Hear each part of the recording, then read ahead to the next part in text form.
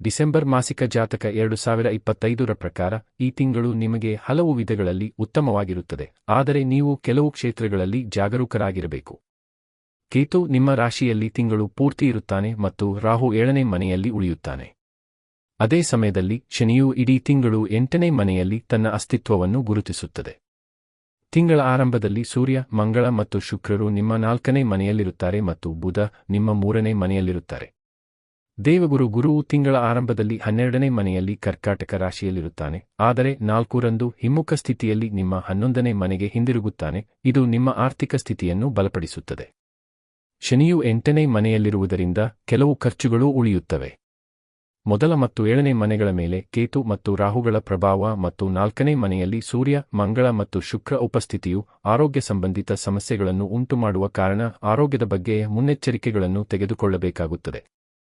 ಕೌಟುಂಬಿಕ ವಿಷಯಗಳಲ್ಲಿ ಏರಿಳಿತಗಳು ಕಂಡುಬರುತ್ತವೆ, ಆದರೆ ತಿಂಗಳ ಉತ್ತರಾರ್ಧವು ತುಲನಾತ್ಮಕವಾಗಿ ಹೆಚ್ಚು ಅನುಕೂಲಕರವಾಗಿರುತ್ತದೆ.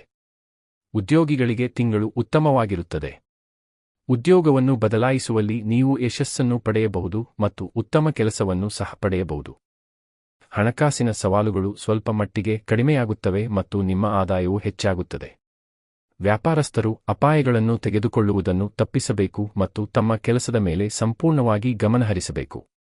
ವಿದ್ಯಾರ್ಥಿಗಳಿಗೆ ಈ ತಿಂಗಳು ಉತ್ತಮವಾಗಿರುತ್ತದೆ. ನೀವು ವಿದೇಶಕ್ಕೆ ಹೋಗುವ ಸಾಧ್ಯತೆಯಿದೆ.